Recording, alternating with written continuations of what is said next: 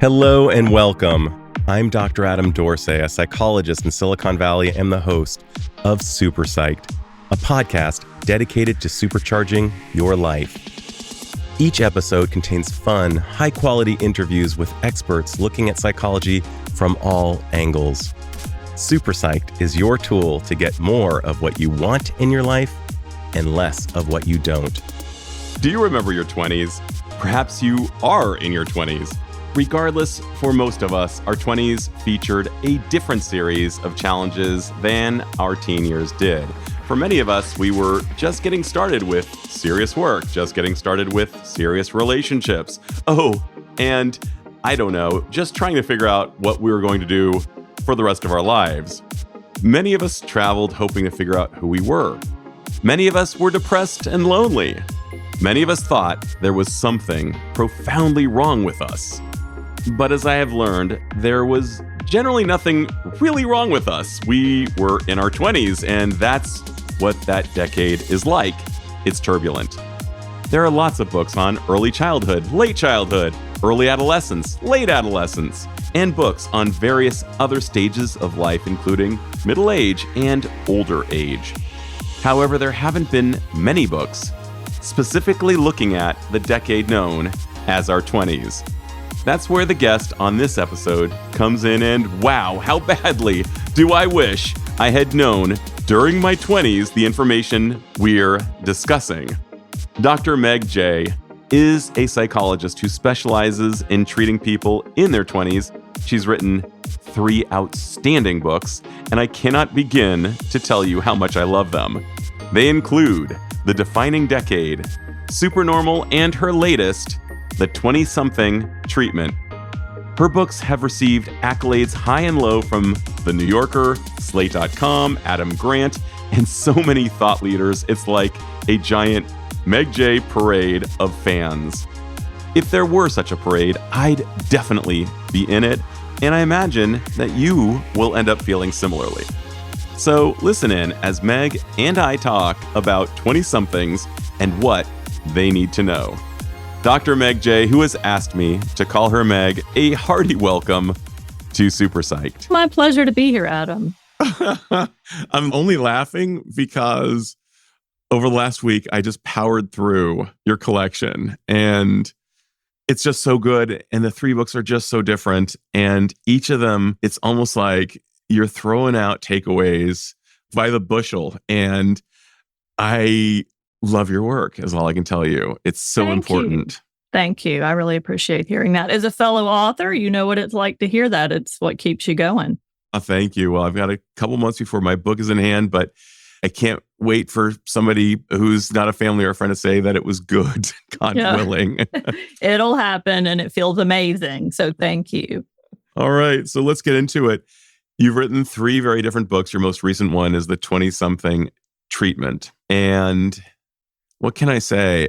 It kind of paired with the information in The Defining Decade. You really, really geek out to the 20s. It was the book I needed when I was in my 20s. I can remember being in my 20s, knowing that there were the cajillion phenomena that I couldn't identify, almost an alexithymic experience in my 20s, because there was no lexicon to describe what was going on. And alexithymia, is like emotional blindness, inability to like identify your emotions. It was just like totally overwhelming. How did you enter the 20-something zone? Let's hear a little bit about how you got into it. Yeah, I mean, before I say that, I will say that what you're describing, that kind of feeling of there are no words for this, is really one of the reasons I started writing books, is that I felt like I'm a therapist, clinical psychologist like yourself, but you know what a lot of 20-somethings need isn't therapy necessarily. They need better information. And I believe education is an intervention. So a lot of what I do in my books isn't just what I do in therapy. It's also what I have done in years past in the classroom. I'm not teaching anymore, but it's really about educating people, giving them words for their experiences, and doing some social norming in terms of saying, this is actually really normal. Let's not catastrophize. We can talk about that a bit later. But actually, where I stumbled on the 20-something work was really near your stomping grounds. I went to grad school at UC Berkeley, was there for clinical psych, but was kind of had a emphasis in adult development. And when you tell people you work in adult development, they say, well, what's that? I thought adults were already developed. And, obviously, if you look at a 20-year-old and you look at a 100-year-old, there's a lot that happens between 20 and 100. And in adult development, we were talking a lot about middle age. We were talking a lot about old age, but people weren't really talking specifically about young adulthood.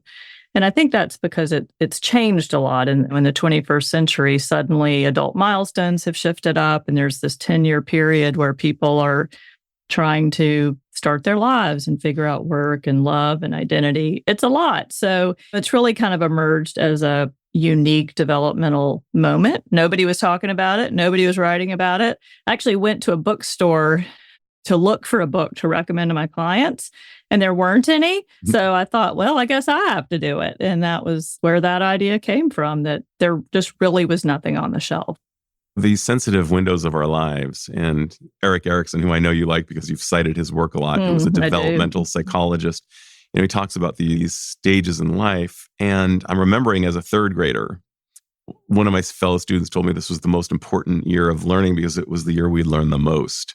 And I'm thinking about each of these sensitive touch points in our lives. And I was wondering if you'd speak more about the 20s. You alluded to some of the significant traits of that decade, but what are some of the major traits of the decades, the struggles that the 20-something might go through that families, and perhaps therapists would be best aware of?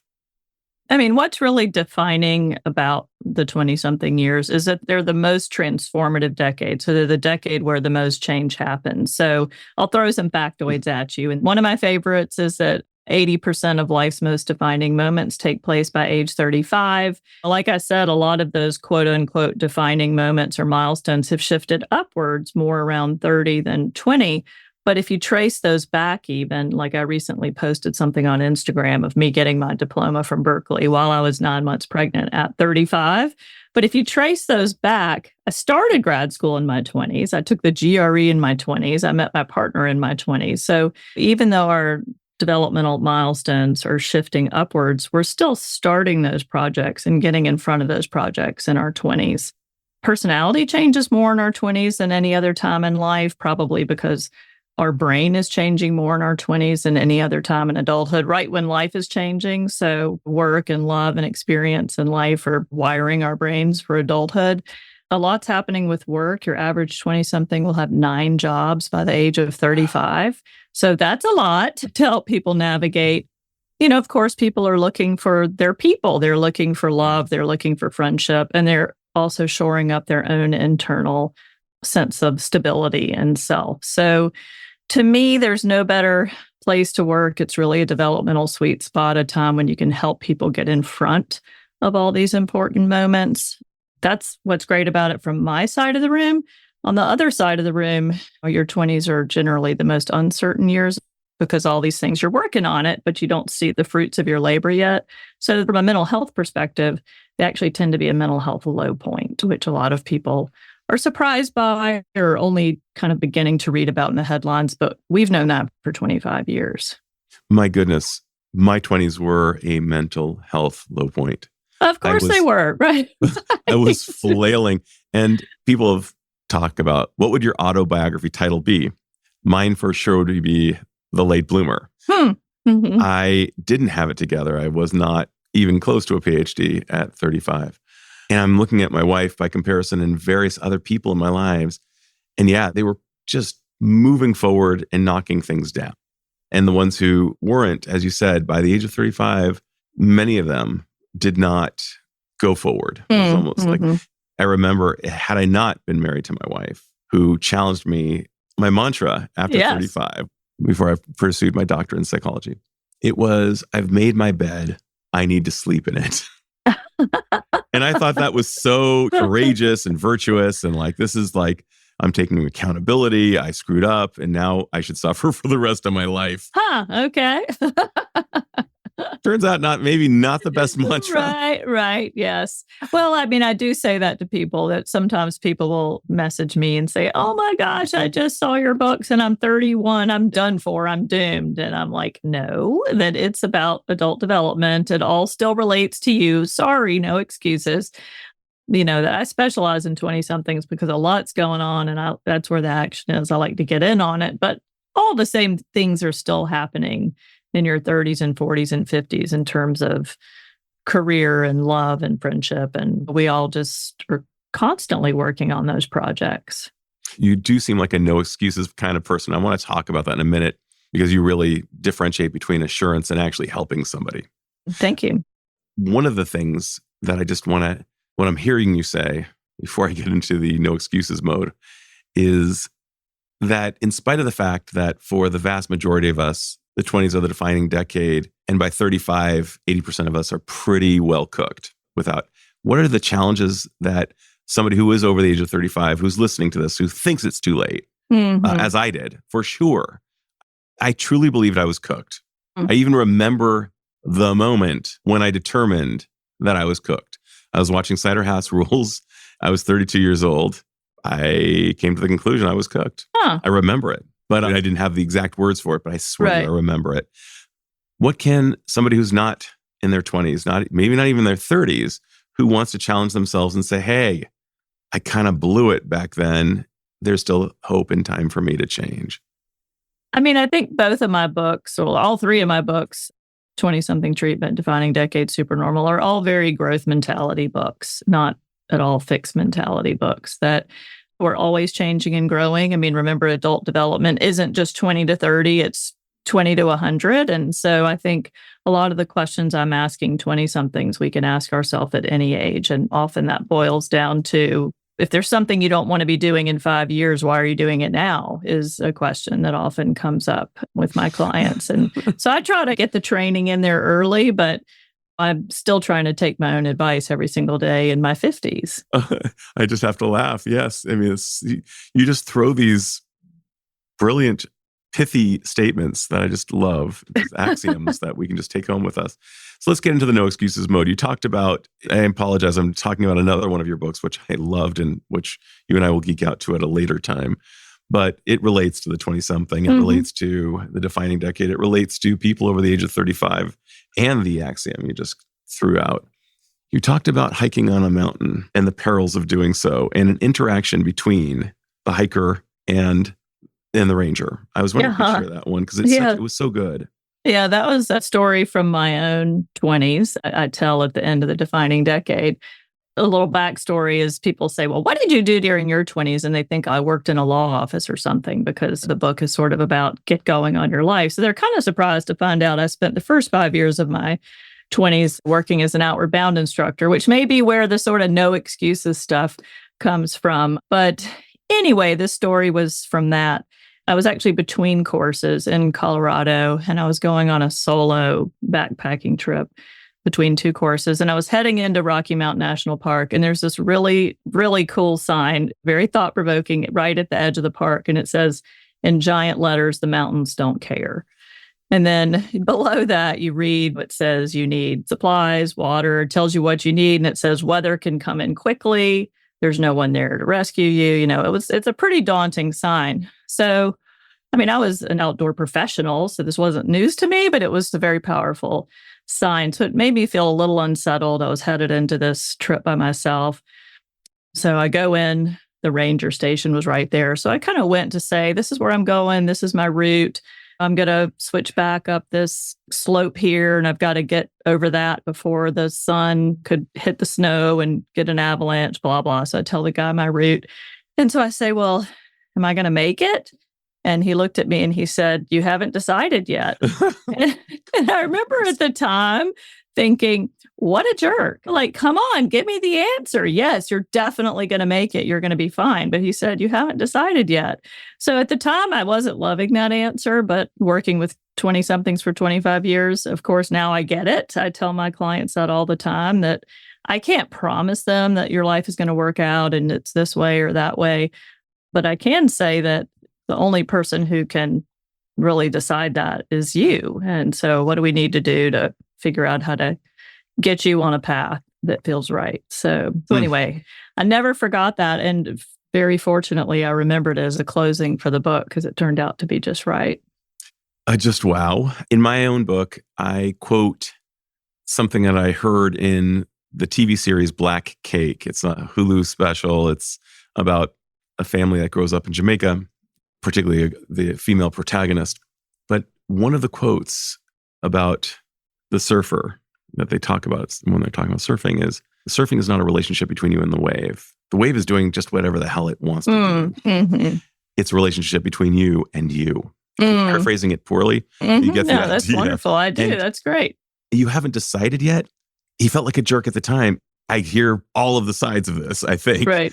And it's so existentially profound. And I think that it's the you haven't decided yet. It was the relationship between me and me that my wife was able to provoke in conjunction with a few other things. One of which was I had my firstborn. And I didn't want him to think it'll do it. Work sucks. Right. I didn't want him to think that his father was merely an indentured servant, but rather I wanted him to think that work is awesome. And that daddy is a free person and not enslaved by his own stupid idea that I've made my bed, I need to sleep in it. Oh, that sounded so good in my mind. I thought that was really smart. Right. And I was really proud of it in a way. It was almost like I could get it tattooed. I was like, yeah, I'm accountable.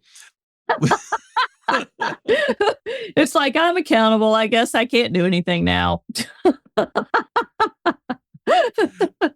And I don't think that's an anomalous thing. I think that many of us lionize bad truths that keep us shackled.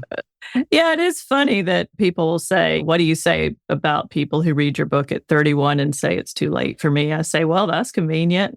That's so good. How do they respond when you say that? They laugh that it's like, yeah, well, they're not really expecting me to say that, I think. The Southern drawl helps, but I think they laugh and say, wow, yeah, that's exactly what I thought you would say now that you say it. I think the Southern drawl helps, but I think that they also, there's so many other data points about you, Meg, that allow you to be the perfect conveyor of that message. I'm remembering I was 19 years old. I was struggling in college. Like the Peter Principle was in effect. I'd gone beyond my abilities given what they were at the time.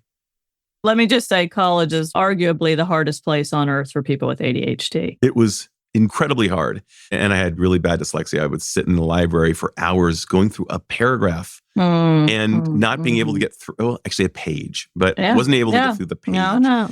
So anyway, I go to Dr. Greenberger's office with this revelation. I'd never met him before. He was the most popular professor in the school. My roommate, David, told me, go talk to Alan. That's his first name. And I was like, I'm so intimidated. But I go in on a Friday evening and I said, I'm thinking about dropping out of school. I don't think I value it enough. I think I have a problem with my character. Not knowing I had ADHD, I determined erroneously that it was a character flaw. Of course. That I just wasn't trying hard enough. So I said, I'm going to drop out of school and wait tables. He said, a total Meg Jay-ism, as I hear it. Now, he looks at me and says, sounds like a great idea. And I said, well, you're not supposed to say that. And he said, why not? And I said, you're supposed to tell me that I can do it, that I'm better than that. And he said, but you're not. I go back. He said, it's Friday night. I need to go home. If you want to continue this conversation, come back on my office on Monday. So I walk back to my dorm. I tell one of my dorm mates what had just happened. She said, never talk to him again.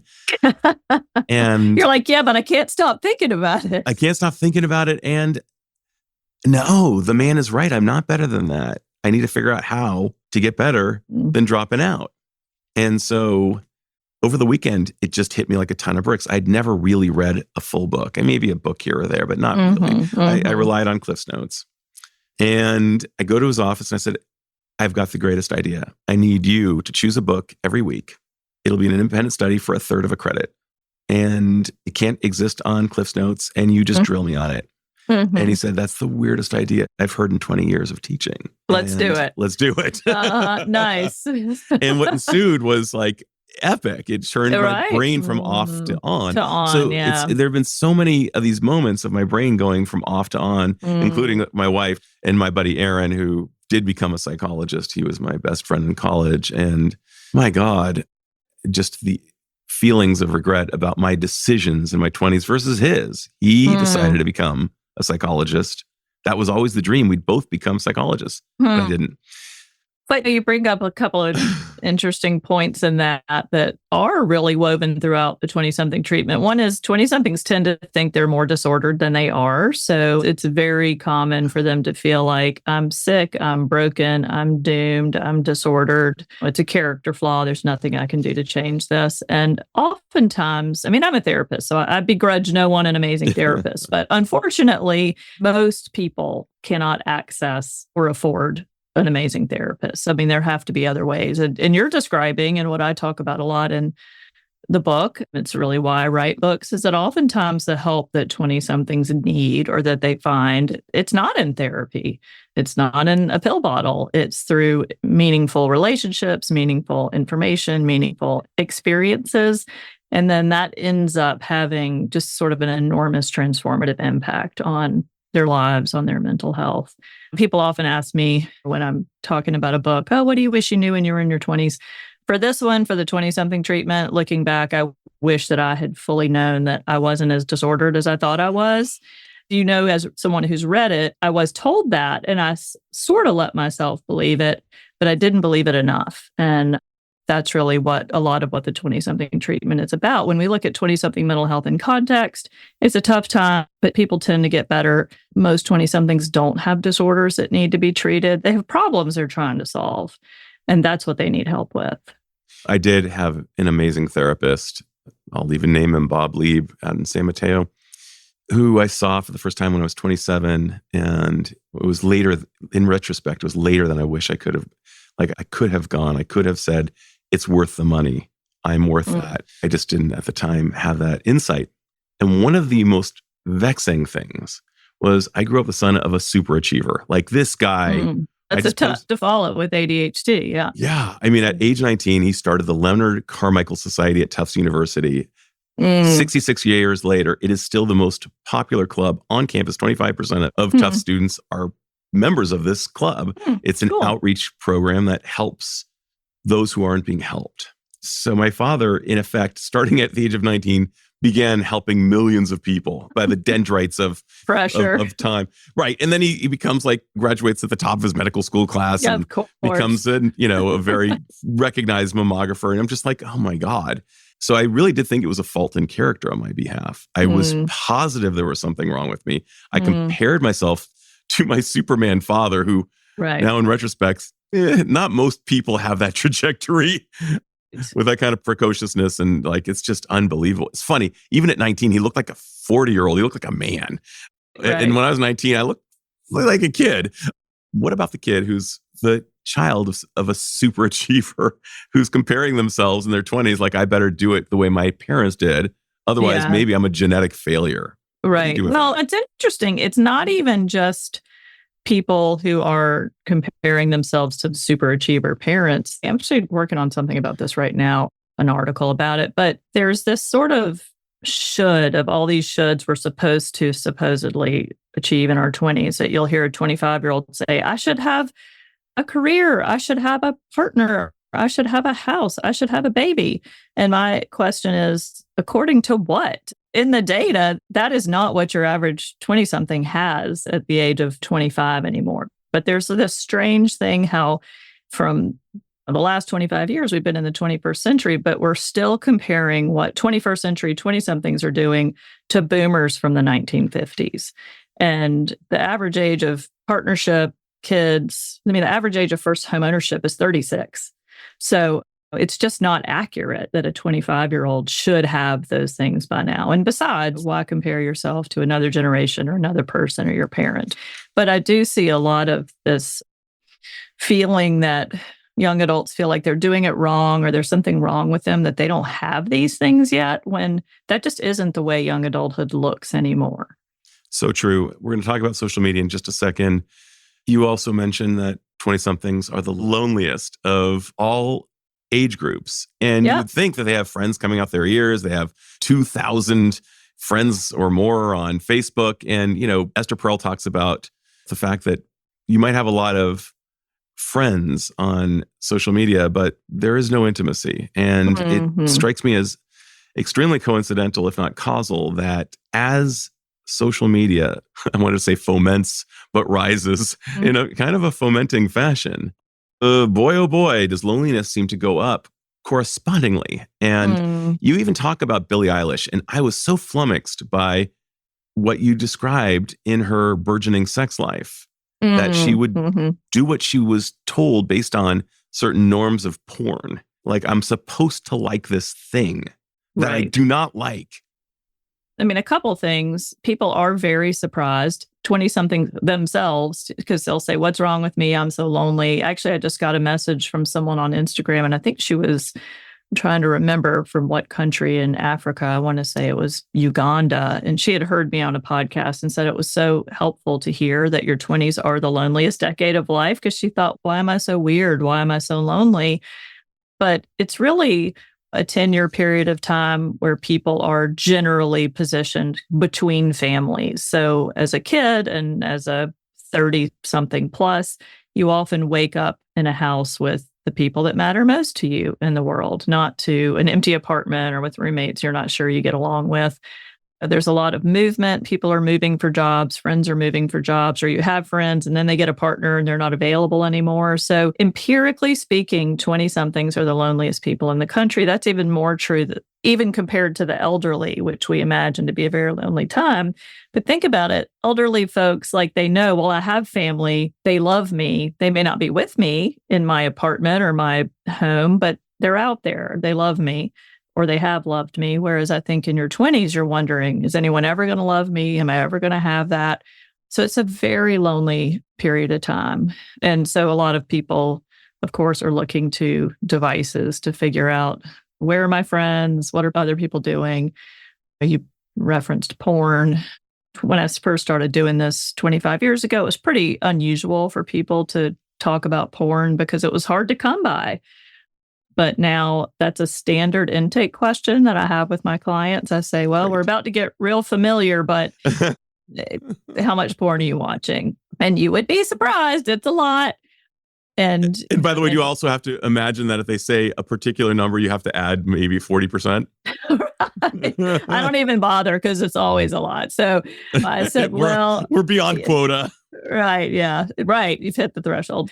But that's become more and more of a problem, that it's more common for young males than young females to say that, yeah, I'm watching a lot of porn and it's not making me happy. I feel stressed. I feel anxious. Why am I watching porn instead of being intimate with someone? And I say, well, that's a good question. So let's try to fix that. I'm just laughing once again. One of the thoughts I had over the last week as I was super geeking out, doing a deep dive into your work, is kind of want to be a Meg Jay scholar. Well, I think you've read everything, so I want more. I mean, it's just so good. I want to just walk around with a title after my name, like also a Meg Jay scholar.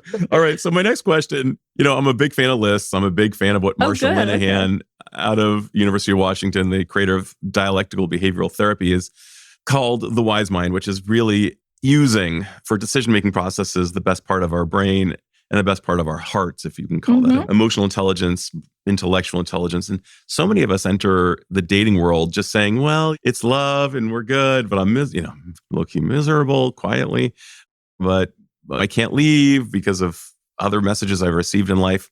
You talked about as it relates to friendship, but I would think it would go into the relationship mode as well as pretty much everything in life. You talked about this phenomenon, and I've been dropping it all week. Oh, and parenthetically, sorry, I'm going all over the place. I digress.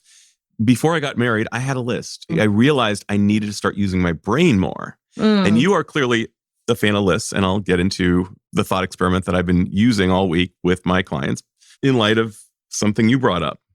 The question I asked, based on what you wrote, is, have you ever gone to the grocery store and been super hungry and not had a list? What happened? Without exception, just as you described it, I ended up with a whole bunch of stuff in my cart that I didn't need, that was bad for me, and ended up spending a lot more money than I would have if I'd had the list. Every single person. And you talked about that when it comes to friendship. Sometimes we'll just grab at social company, even if it's really maybe bad for our health, or they're just something, one of the 5 people who's going to influence us to become who we become. Let's talk about shopping lists and possibly the applications as you see them, because I think in all ages of life, it's a relevant thing. But I could see in my 20s, I did not have a shopping list. I was just trying to figure it out or find myself, whatever that meant. Let's talk about shopping lists as you see them. Yeah. I mean, I use that metaphor that you're talking about, the grocery store and the shopping list a lot, just to help 20-somethings not to feed into this. Your partner has to have a list of qualities and you're going to walk around and grade people, because oftentimes we have some imperfections ourselves, but really to help young adults just be more conscious, just know what they know more and to articulate that and to be more intentional. I was working with someone last week who came in about X, Y, and Z. And I said, well, why don't you try A, B, and C? And he went out and did that and things were better. And he said, wow, how did you do that? And I said, well, I can't see into your soul. You told me what the problem was. You told me what the solution was. I just saw that and put it back to you. You know, it's very normal for 20-somethings not to have taken the opportunity or the time to say, what have I learned from my relationship so far? What have I liked? What have I not liked? What makes me happy or unhappy or growing or stagnating? And just to be able to say, it's okay to have preferences. I had actually one of my 20-somethings are so smart, and I know half of what I know just from listening to them. But she actually said, I felt like it was sort of politically incorrect to have preferences, that I wasn't allowed to say, right. Oh, I kind of want this and not that. And does that mean that you a phobic or a hater of that thing? Right. That you're saying, I'd really rather that somebody, so anyhow, what I try to help 20-somethings do is to figure out, what have you learned so far? You've been out there having relationships. You've learned some things. What are you looking for? What are you not looking for? Rather than this kind of wandering into the grocery store or the bar and just grabbing the first thing that you see or the first person who sees you, which is often how it goes. As I listen to you, you're defining the hallmark of a good therapist as I see it. And one of the hallmarks of what we as therapists receive as we give, and that is we get smarter with every person who describes their world to us as I see it. I'm not saying that from a place of aggrandizement. I'm actually saying it from a place of humility. Absolutely. These people who walk into our office, each one is a new teacher. I remember being with gang-affiliated youth. Oh my God. They are with me for every session because they told me the truth with a capital T. But one of the hallmarks, you just said it so perfectly. I just saw that and put it back to you. That's the most perfectly articulated. We could go with a highfalutin concept, but that's the way it works. The person seeking therapy has a listening witness who puts it back to them. And suddenly they see what they couldn't have seen if they hadn't had that social interaction. I mean, you nailed it.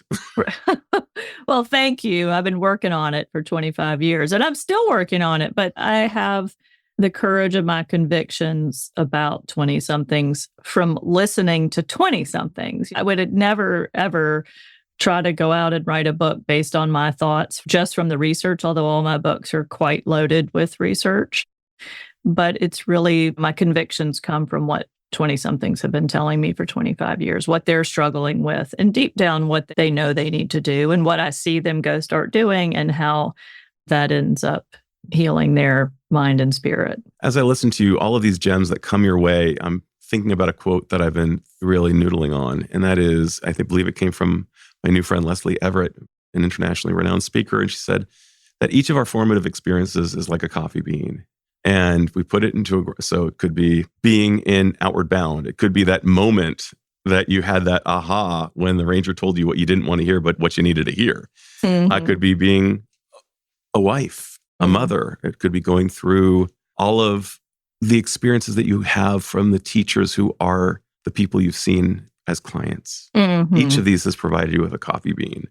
And it's as if you put it into the grinder, made yourself a nice shot of espresso, and there it is. It's rich. Absolutely. And so from that space of the espresso, you were able to articulate, I just saw that and put it back to you. Right. Well, here's the thing. If you work with 20-somethings, you have to keep your language really down to earth. And I love that. It's just so on point. I mean, and by the way, listener, I can now say with conviction, all of her books are written in such a way that they're written in English. You're not going to have to, It's not littered with 25-cent words, which I love, but it's a straight shot. It's a main line right to you. Your intellect and your heart are going to feel it and be changed in a good way. This is great medicine. All right. My final question, sister, is this.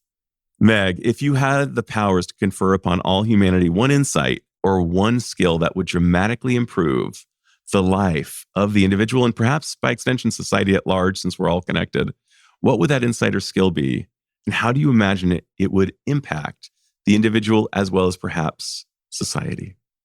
Well, I think it might go back to a question I already answered, and that's, is it a cognitive error? Is it human nature? But just that tendency to see yourself as broken and to see yourself as a problem and to see yourself as, I can't fix this because I'm the problem. It's just to help people understand, especially 20-somethings who are building careers and lives and relationships in a sense of self, that it's normal to struggle. That's part of being human. But that doesn't mean that you're doing something wrong or that you're disordered or doomed. You know, Lori Gottlieb, who I love, says a great little maxim addressing cognitive distortions that you're describing, like there's something wrong with me. I'm just like a gajillion bad things. She said, you are the last person you should be listening to right now. At this moment, stop listening to you. Feelings are not facts. Don't believe everything you think. This is spectacularly wrong. And you're speaking that idea that I was positive all throughout my 20s that I was really defective. Really messed up. You know, my friends were ascending. I was not, and of course I had my father in the background, as I mentioned.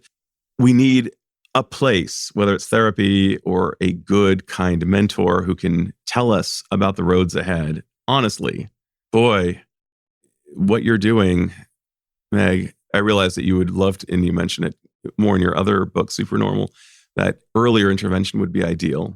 As the Chinese say, the best time to plant a tree was 20 years ago. The second best time is now. Absolutely. Perfect way to end. I love that. Meg, can't wait for our next thing. It's going to be awesome, folks. We will be talking about Supernormal, her second book, which is between the defining decade and her newest 20-something treatment. So glad to have you as a new friend and a colleague, and that I could possibly have a comma and then Meg Jay Scholar after my name. Well, that would be a treat for me and an honor. So thank you for having me on. This is Dr. Adam Dorsey thanking you for listening to Super Psyched. If you know anyone who might like it or who might benefit from listening, share it. And if you like the episode, please hit subscribe.